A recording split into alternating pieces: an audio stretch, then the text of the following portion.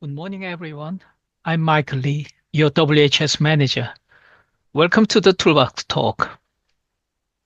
Today, we focus on the risks faced by support workers in client-facing roles, especially when working with individuals who may present behavioral risks.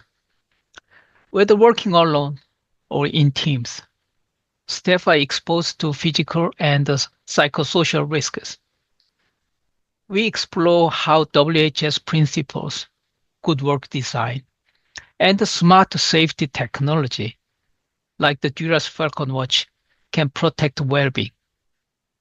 Support workers in community services face serious risks, both physical and psychological. These risks are often unpredictable and underreported.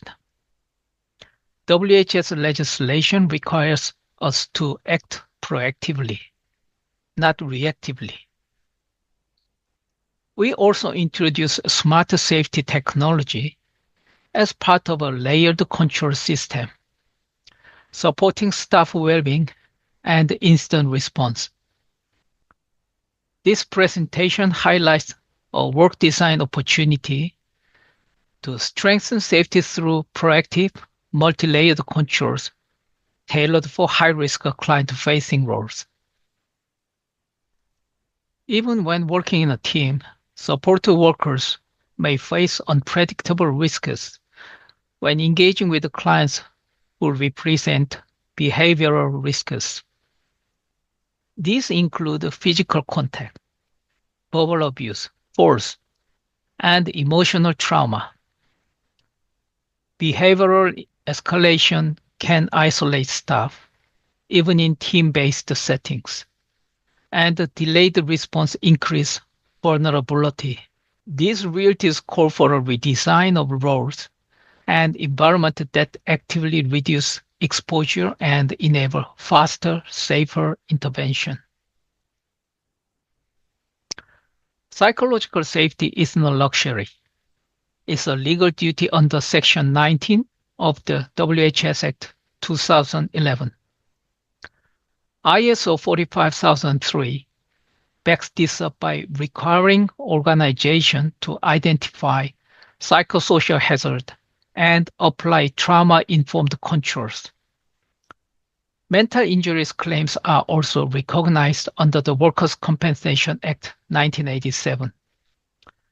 That's why emotional safety needs to be built into our WHS system, not just physical risk controls, but systems that protect everyone. Occupational stress is a recognized psychosocial hazard under ISO 45003 and WHS legislation. In community setting, staff often face emotional fatigue, isolation, and secondary trauma, regardless of team size. These risks need more than just technology. They call for thoughtful work design and layered control that support emotional well-being. We need to treat the psychological safety with the same care and the structure we apply to physical safety and build it directly into WHS systems. Support workers face physical risks in both lone and team-based roles. WHS legislation and ISO 45001 require proactive, layered controls to manage these risks effectively. When help is slow to arrive, the chance of serious harm increases, and we can't rely on luck to keep people safe. Embedding physical risk controls into the way work is designed, the using system thinking, help reduce harm and improve response where it matters most. To manage risk, we follow the hierarchy of control, eliminating where we can, substituting where practical, and engineering safer systems.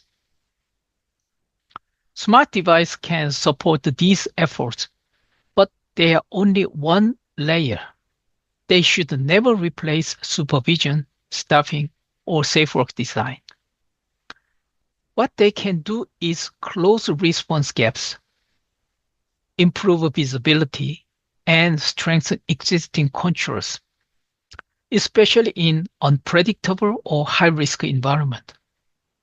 It's important to show clearly how technology fits into the bigger picture as part of a layered, proactive WHS system. Smarter safety devices are designed to support frontline work, especially in unpredictable or high-risk situations.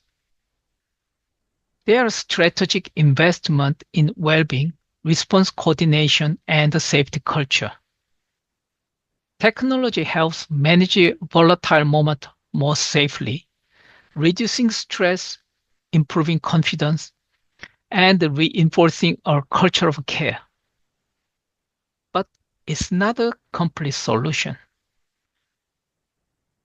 It's one layer in a multiple layered control system, as we mentioned earlier. Smart technology works best when it strengthens human-centered safety practice, not substitute. Appendix 4 includes a comparison of cost. Please have a look. It's worth exploring the safety investment.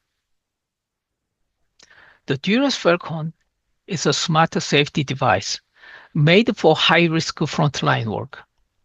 It can send alerts to a monitoring center, detect falls, stream live video, and track location. So, help can arrive faster when things get risky.